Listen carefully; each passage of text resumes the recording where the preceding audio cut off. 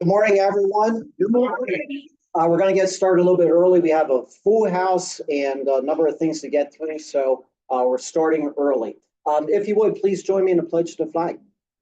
I pledge allegiance to the flag of the United States of America and to the republic for which it stands, one nation, under God, indivisible, with liberty and justice for all. Thank you. Make it seated. I'm not sure which two of our greeters has the fortunate duty of announcing our guests and visiting Rotarians, but it looks like it's Jeff Kyle, who is also a guest or a visiting Rotarian. I had to do that, Jeff. I haven't done it at all this year. That's right. Okay. Years. Thank you, sir. It's of endearment, I guess. Okay, visiting guests with us, if you don't mind standing as I read your name, and then Greg will officially greet you thereafter. We have Walt Oakham, Grace Oakham, Jessica Oakham, we have Ryan Brown, Colleen Brown, Katie Doyle, and Jack Berkenstock Jr. Welcome. Good morning. Thanks, Jeff. So we have our Students of the Month. That's a part of why we're getting started early. So students, welcome. Parents, welcome as well. We're glad to have you here this morning and look forward to hearing from you. And Jack, we look forward to your presentation a little bit later. So thanks for being here. Mr. Kraft, it looks like you're digging for 50-50. Your ticket's on the top. Are you going to hand it to the person that's picking the tickets?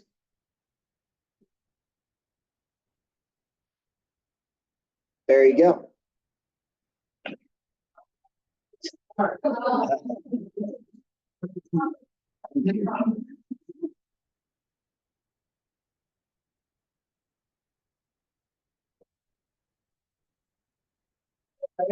Numbers are 0-6. 062. Andy. On $1.65. Jim Kraft does not want to be a greeter again. He tries to cheat everybody he's trying to get out of having to serve as greeter. Thanks for filling in, Joe. Thanks for filling in. So moving on to Happy Dollars. Do we have any Happy Dollars this morning? Andy. It's $1.45 according to Jim Kraft. Do you have anything you want to say you're happy for? Well, I'm happy and very sad that I am taking my daughter on a trains, planes, and automobiles in reverse down to Ocala, Florida on Thanksgiving Day so she can start her internship in the equestrian field. That's a good thing. Kids getting older and moving on is a good thing. I'm saying that to our Students of the Month too, and the parents back there. Dan Calloway.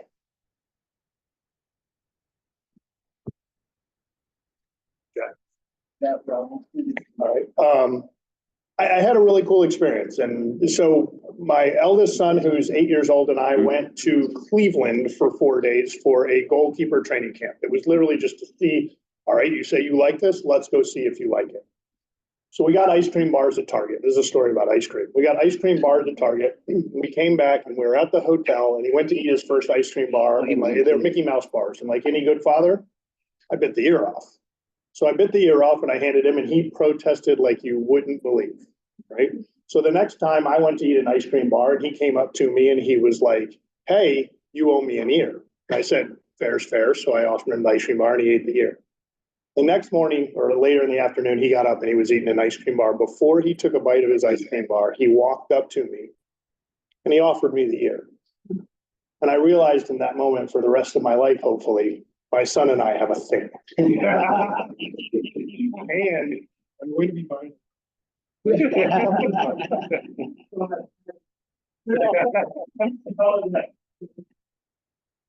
Anyone else? Todd. Mine's short and sweet. I got 20 Happy Dollars here. Inaugural meeting with York Catholic. So thank you guys for being here. Our first meeting again. Thanks, Tom. Jeff. Oh, sorry. I'm giving $5 happy, but I also am, I guess just saying I'm going to need some prayer. My oldest daughter is going to be learning how to drive. I think tomorrow she is going to take her permit test. So it's an exciting milestone in the Kyle household, but a scary one at that. So Who's riding along, dad or mom? Ah, dad, good job. Jim Craig. there you go. That's a happy dollar from Cher. Wreaths Across America ceremony, 2:30, December 14th, Gold Star Memorial Garden. Questions, please see her. Very good. All right. Thanks for making that announcement, Jim. I have to go to the back table here. Hold on. No, I carry that back for you. Yeah, you want to do that? I can separate up as well. Yeah, separate out your bottom. Okay. Connie, make it short and sweet. Okay, I have the $5 happy dollars for my grandson, Adian Spark, who's sitting over here at breakfast. Also, I'm a graduate of York Catholic. He's a graduate of York Catholic. And you can see he's doing service above self. He went with me to pick up 75 poinsettias. He carried them in and out. And so we've got him. You did a great job at York Catholic. Thanks so much. Have to work on your timing here a little bit, you know. Victoria. Oh, I'll take it. Thank you. Oh, yes. I'm very happy dollar, because we're launching an effort to raise money for the Uganda mission to Burundi at approximately a year from now. And we're trying to raise funds for those individuals that will have to pay their own airfare. So the poinsettias, I think you'll agree, are exquisite. They're beautiful. So thank you. Yeah, no. Good, we're good. Just never saw Very good. Anybody else? Super. While I make my way back up through, announcements. Jim Norton, you want to go first?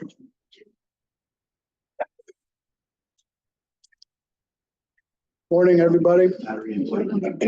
Excuse me, two service projects that are sneaking up on us here. I sent an email out last week, but we'll beat you over the head with it here a little bit. The first one is Salvation Army bell ringing. This was a Bob Straw thing for years. In fact, he was at Walmart last year, if you remember, Todd, he was there. It's December 14th. We've got one door, 4 shifts of 2 people. So I'll do the math for you. That's 8 people. There's a sign-up sheet at the back. If you've got any questions, give me a shout. Details to follow as far as which door and the like. The second one is the York Day Nursery gift giving. Last year we did 96 kids. This year it's 110. Yikes.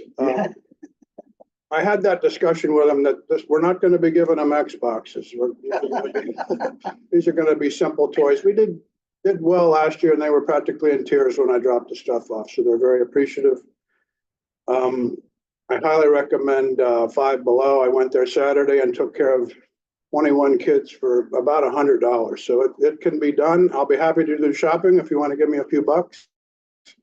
Several people. Oh, thank you. Wow, that was easy. Several people have done it. Thank you. There's also tags at the back. If you want to do the shopping yourself, there's ranges of kids. So grab some tags. Do your best. I got to deliver this stuff on the 17th. So that's a Tuesday. Technically, you could drop it off that Tuesday, ideally a week before, so I can make sure nobody's falling through the cracks. But I think that's it. And thank you ahead of time for your help. Greg, I'm going to switch out batteries. So while Blair's doing that, actually, there's nobody out in Zoom, so. That's right. This gets to be a busy time of the year for service projects. And thank you, Jim, for taking care of those things. I'm just going to throw out, and I told Jim that I had volunteered us to help out with junior achievement, which is actually coming up in March. So I'm just kind of saying that we're not going to do anything for sign up or anything else right now, but anybody that's interested in helping with the junior achievement, their BizTown program, that's going to be on March the 4th, and we'll have more details to follow. But if you want to kind of get it on your calendar, if you'd like to help, we'll just throw that out to you.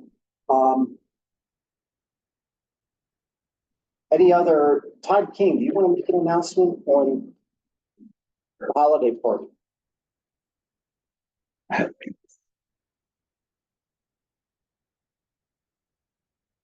As you can see, I finally got the holiday party flyer out. It's going to be the 15th of December, 5 to 9 at my place. There's a map on the back of the actual property so everybody knows where to park. There's also a sign-up sheet in the back. Just name, how many are in attendance, then if everybody wants to bring a side or dessert or something along to share, that would be great. So hopefully see everybody on the 15th of December. Thanks, Todd. So this stuff, it's hard to believe, but this stuff is coming up like really quickly.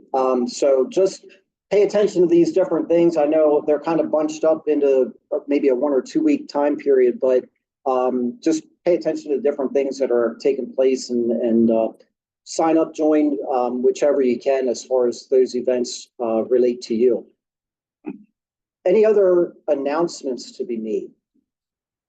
If not, while I'm still thinking about things coming up towards the end of the year, one thing Jim Norton didn't throw out to you is that there are 5 Tuesdays in December.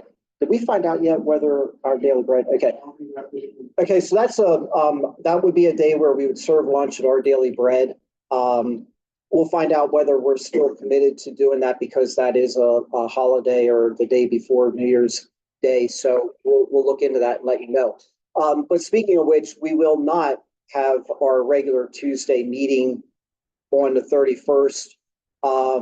And we also will not have our regular Tuesday meeting on December the 24th. So just so you know, those meetings are going to be canceled. I don't think we really made an announcement, but that's probably going to be in the newsletter article that comes out. So just so you're aware of that. Anyone, anything else? If not, I'm going to ask if Todd Curl would come forward and introduce our students of the month. One quick plug there. Jim and I did do the bell ringing last year. That was a lot of fun. So if you have some time, that's Saturday. And then also my daughter did BizTown. I got to go help with that. That is a ton of fun. So if you guys are open to it, go do it. It is a lot of fun. So we're going to jump in here. This is, like I said, our inaugural meeting with York Catholic program here. So I'm going to keep it short and sweet. We're going to just jump right into it. So if we would, our junior, come on up. That is Grace Eldon.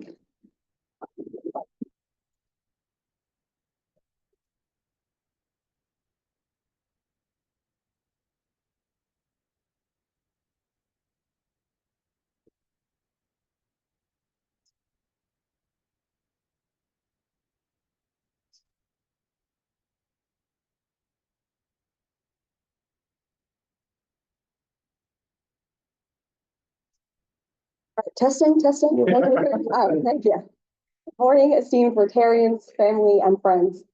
My name is Grace Oakham, a junior at York Catholic. I am deeply honored to be able to speak with you all today and share a bit of my story. Although I do have to warn you, this is not a story where everything goes perfectly. I have made so many mistakes over the years that I've probably lost count, but I believe that my failures have, ironically, shaped me to be a better person. One of my mistakes growing up was always being too loud, which would often get me into trouble or even get picked on. The biggest mistake that I made, however, was thinking that my voice wasn't meant to be heard. I believed that if I were to stay quiet, then I wouldn't get hurt. The only good part of my silence was that I could listen, slowly learning how to use my voice by watching good examples, such as my parents and my teachers.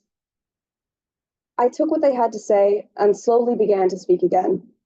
I dipped my toes into the water by making new friends, leading the art club, starting the school's creative writing club, working as part of the Students for Life leadership team, being accepted into the National Honor Society, and participating in the performing arts. Once I was heard and people liked it, I knew that my voice was important too. Now I volunteer at UPMC Hospital as a runner, listening to the staff and patients and working to get what they need. Getting the opportunity to listen to patients and getting to know them and their stories is a beautiful thing. I've spoken to patients who were alone, wondering if they would ever have someone be there for them. I worked hard to comfort them, letting them know that someone is there for them. I also teach at my church to share the truth of Christ with the youngest among us, where I found my passion for education and working with children. I've grown, knowing now that there is a balance between silence and speaking out. There is a time to listen, but there is also a time to be loud and be bold. I want to now use my mistakes to teach others as I look ahead to a college path focused on studying K through 12 education. Honestly, I hope that I make even more mistakes, because along that road, I can now use my mistakes for good. There is a place for my voice, and it is in service to the next generation. There's a place for everyone's voice, flaws and all. If I can help even one person find their voice, then I'll have fulfilled my purpose. Thank you so much.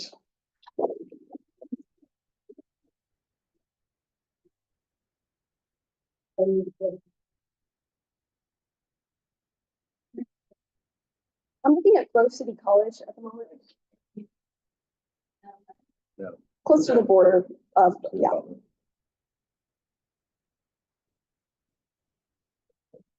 Thank you so much. Sister-in-law, like her Grove City graduates.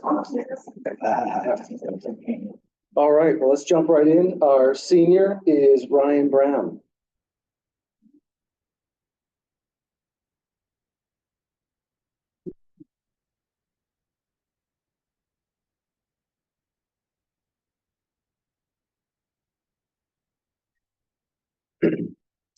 Testing, testing. Hello, everyone. My name is Ryan Brown, and I am glad to be here with all of you today. I want to share a little bit about myself first. I'm involved in various school and outside activities. Some school activities I'm involved in are the National Honor Society, Student Ambassadors, and the President of the Service Club.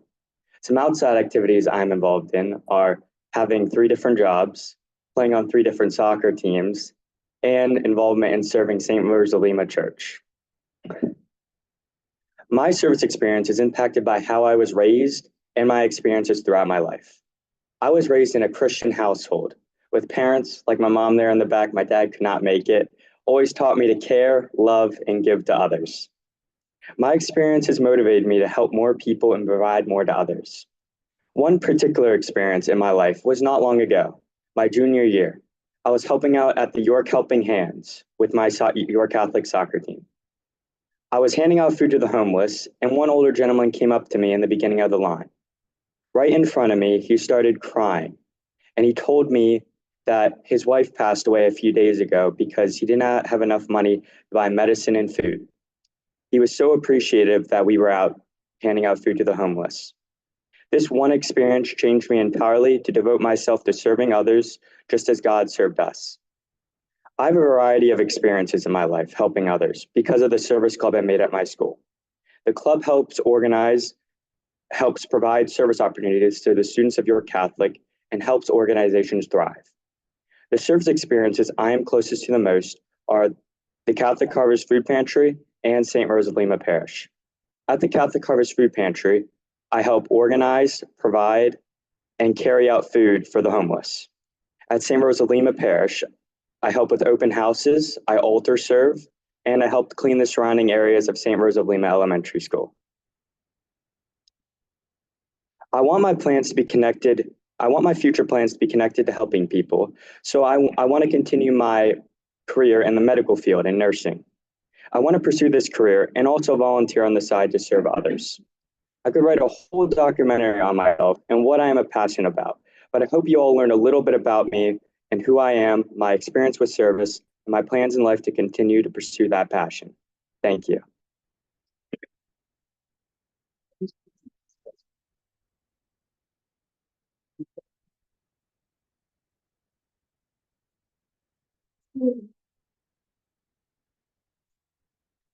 I have a variety. I haven't chosen yet. It's a very difficult decision by me. I have 3 in mind for sure. Penn State. I didn't really like the bigger campus. I like the smaller campus, Mont Alto. So, and then McDaniel College and St. Vincent's College. You plan on playing soccer? I do. Yes. I do. Sir. It's been a long time since I've seen a young man wear a necktie. You wear a necktie every day. Yes, we do. For the winter uniforms, we always wear neckties every day.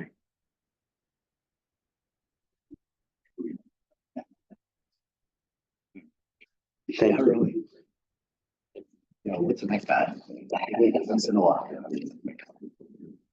So thank you, Grace. Thank you, Ryan, for being here today. Thrilled to have you guys as a part of our club. Hang out, check out our next presentation. Fun.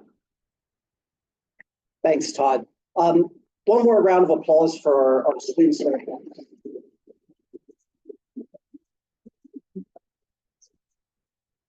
At this time, I'm going to turn things over to Andy Ryan, who will introduce our speaker for this morning. So, Andy.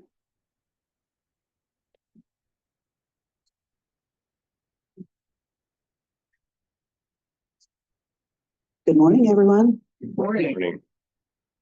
I'm here to introduce Jack Berkenstock Jr. He's the executive director and one of the founders of the Bodhana Group, which is a 501c3 nonprofit that uses tabletop games for education, skill building, and therapy. The Bodhana Group provides training and consultation for agencies wishing to use games in their programs, donate board game libraries to local nonprofits in schools, churches, and libraries, and organizes the annual Save Against Fear convention and conference. Please give a warm round of applause and welcome to Jack Berkenstock Jr.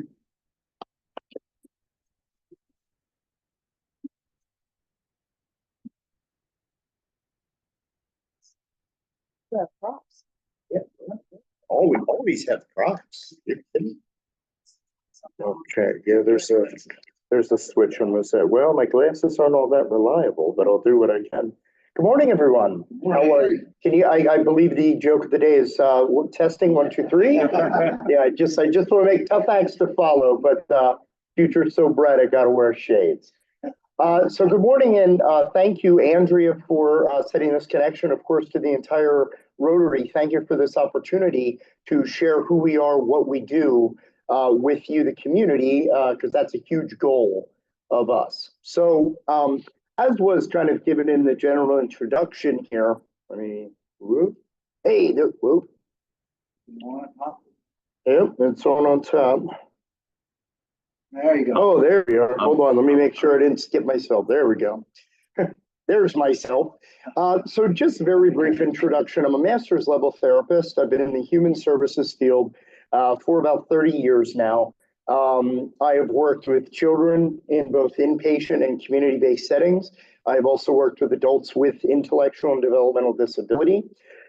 So I've provided a lot of different forms of therapy and outreach to folks with mental health and other behavioral challenges.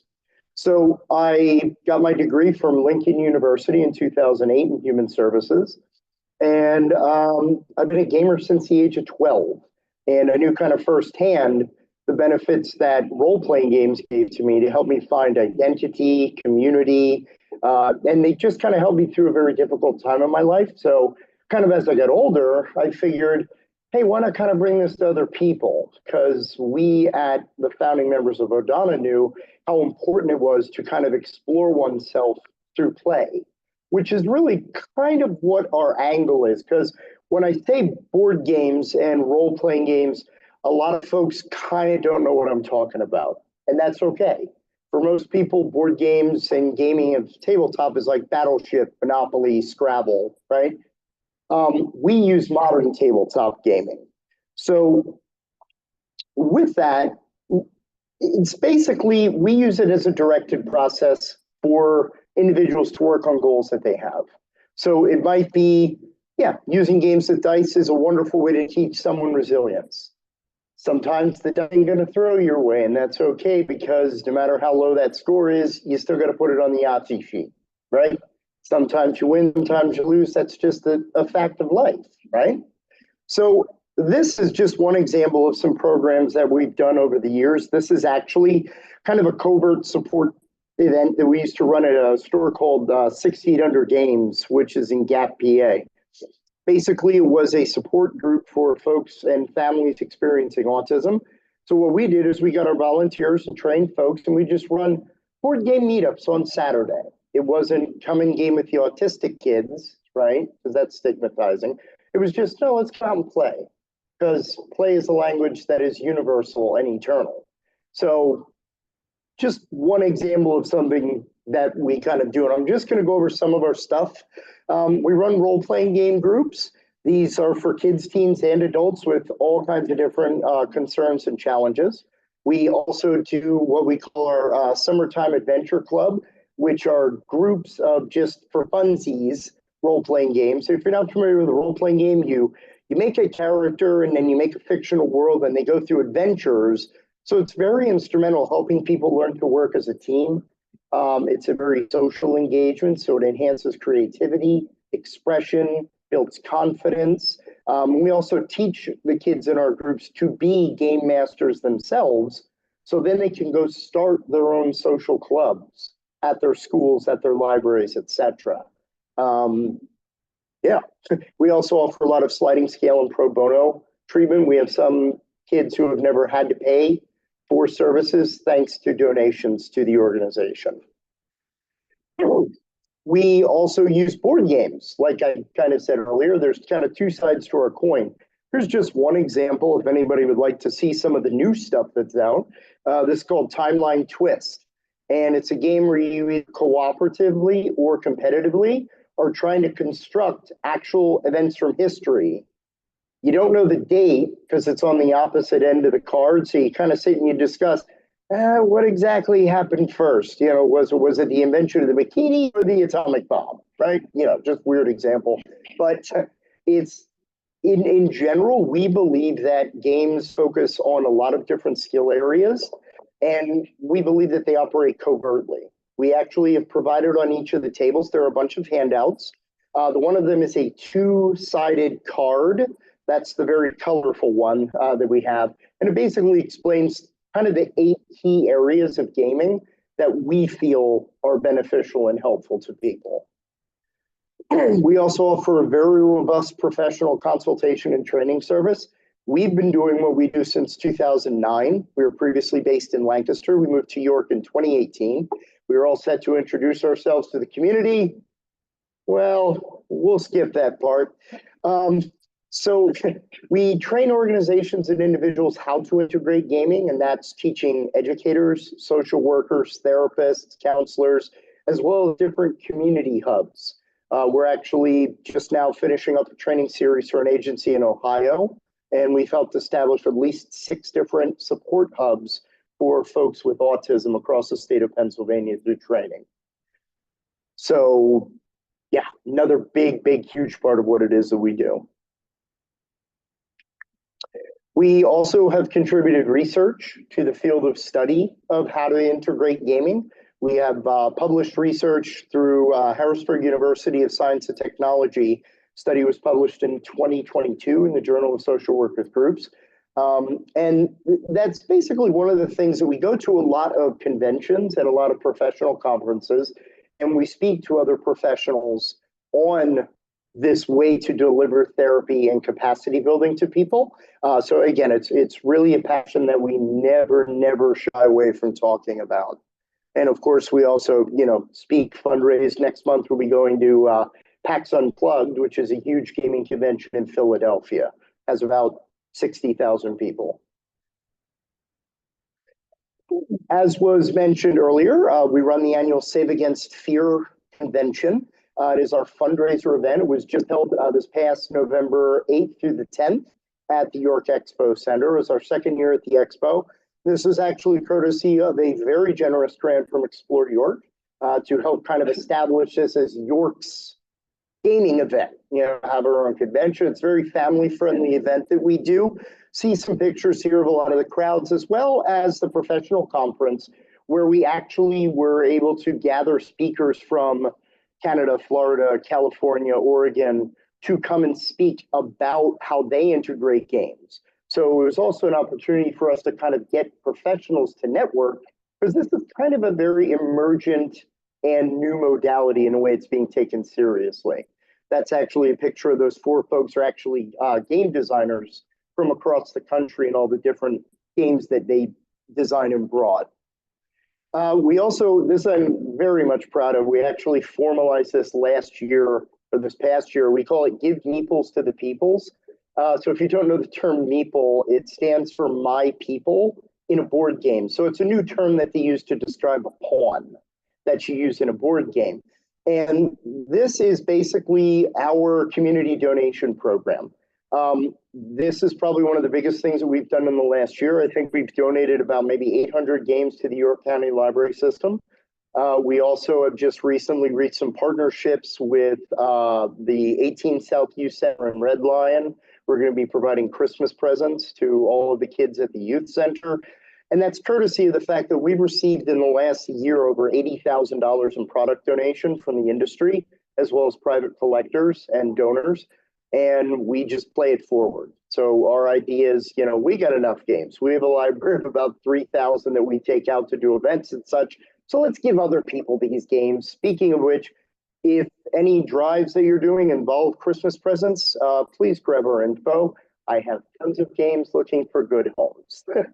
So here's a couple of pictures. Some of these are from libraries, some are from other nonprofits. We also donate game libraries to churches, schools, just wherever games are played, we want to help give people libraries. And here's a couple of other pictures of just donations that we've done in the last 6 months. So please, anybody else doing nonprofit work or whatever, please let us know if you'd like some games for a library. This is our role-playing game. It's called Branch Riders. We were just successfully Kickstarted. It was about a 243% funded on Kickstarter. It's a game that's fun, but it's also designed for therapists to use. It's still available to be late pledged. So if any fans of role-playing games out there, of course, I'm going to plug my own product, right? But it's a fun for all ages system. Kids can run it. Kids can, you know, definitely benefit from the way that we've built therapy into the game. But if you're not a therapist, it's still fun on the surface. That's kind of the key. Most therapy games are like, you play a blue Uno card, tell me a sad feeling. Not as exciting as you might think. Then we also do a ton of different community events. We go to not only kind of fun recreational conventions or run their board game events, but we also provide different events for local organizations. We've done some events with Autism York. We actually helped run a fundraiser for SYCBA this past year. We just brought a bunch of games in our volunteers, and pretty much all we did was put out information. All the money was raised for whatever it is, you know, that they wanted. That, I think those are scholarships. So we love getting out to the community. We've done stuff for school boards. We've done folks for rest homes, you know, the aging population. And that's one of the big areas of what we call our Grow Local plan, which is instead of trying to keep up with the budgets of the Joneses and, you know, all the folks on the West Coast, we're just going to make an impact in our local community. So any folks who want gaming-based offerings, we offer a lot of that for free. This is also a thing that we love to do. Here are a couple of pictures from an event that we used to do called Super Saturday. It's a gifted children's event where we came and we did presentations for the parents. We ran games for the kids, showing them the benefits of the game hobby. Actually in the bottom left is me teaching some kids games at the Autism York board game event that we did. So like I said, there's a ton of ways that we have helped and benefited the community. And our vision, we want to increase our services so most people get to know who we are. We also are looking for community partnerships. We can actually run a group for 6 kids for 1 year, no cost to the families for about maybe $5,000. Which normal rate under standard insurance billing, it's closer to like 10,000. So we can run a group for half the price, and we run them in local communities. So we're also supporting local business. We have the Bodhana bus, which is our planned bookmobile style game vehicle that we want to get fitted out so we can drive and take it around to local organizations so they can sign out games for some time so they can introduce it to their folks. Then, of course, our long-term dream is to have some sort of community center where everything that happens in that center is all tabletop. So we would run summer programs, after school programs. You know, with the library we could, hey, let's run a bunch of games based on people who do EMS work. We have like 10 different titles that are games that replicate or talk about the medical field. So might be some choices for you there. Yeah, that's kind of in general what it is that we do. I love putting Columbo up. So there's always just one more thing. Are there any questions? Wow, tons of hands. I love it. Go ahead. No, we actually, as a matter of course, we're not against video games, but we tend to focus more on the tabletop experience because it's like at a table interfacing directly with other humans. So we specialize in pure at the table with other people. No problem. Currently, we have 8 staff members regular, and we have about 35 volunteer staff who help us with events as well. Where's your location? That's why we want a community center. We currently don't have an office in York. Part of it was pandemic and that whole transition. But that's another one of our goals, is to establish an actual office. So we actually run our services out of local game stores. So this way, we're teaching kids how to play these games, and then we kind of just transition them like, hey, you know how to play this game. It's kind of like speaking a new language. So why don't we transition you to spending time just regularly in the store? Now you're meeting with the other patrons. You're developing what we would call a natural social support system. And all your games are scattered. Well, my house is now the repository of the Bodhana library, and that consists of a bunch of active rotation games that we take for frequent events, and we have at this point 55 Rubbermaid 45-gallon bins filled with board games. We go through them about every 6 months to a year to try to determine which ones we no longer use, and those then become part of the donation program. Yep. Where did the term Bodhana come from? And then you get games from the manufacturers, or how did it? Yeah, I'll answer those in order. So the term Bodhana is it's a Sanskrit term that means leading to an awakening or an understanding, and kind of reflects our belief that by playing a game, like, we don't sit there and say, okay, kids, we're going to focus on, communication skills today.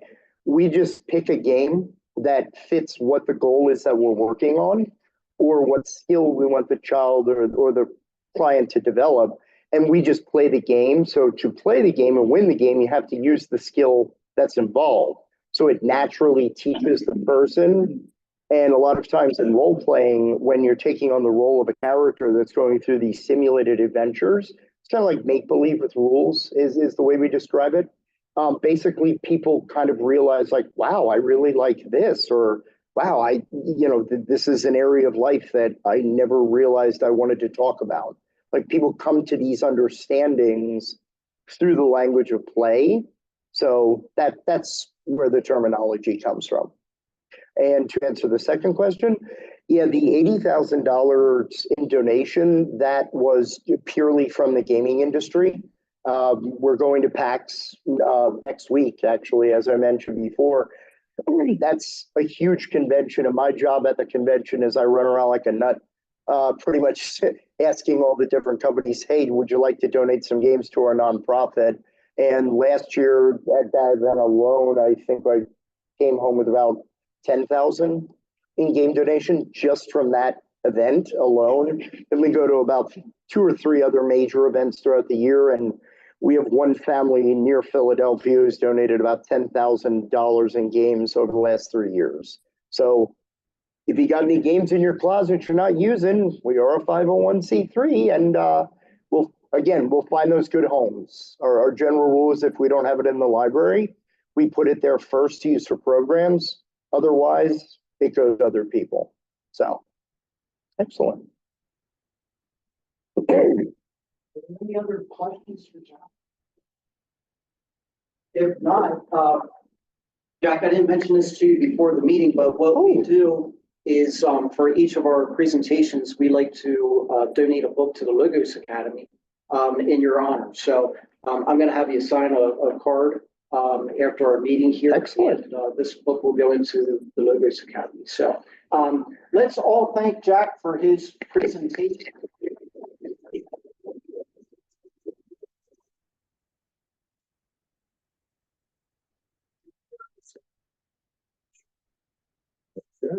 Yep. Have to find it, black, white, black shirt. So, Very good. Again, another round of applause for Jack. thank you.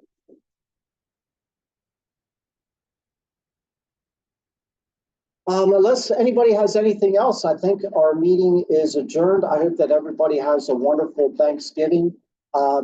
Consider all the different activities that we have available, or I'll say both fundraising events, volunteer events, and social events. So think about those things and sign up where you can. Again, have a great Thanksgiving, and we'll see you next week.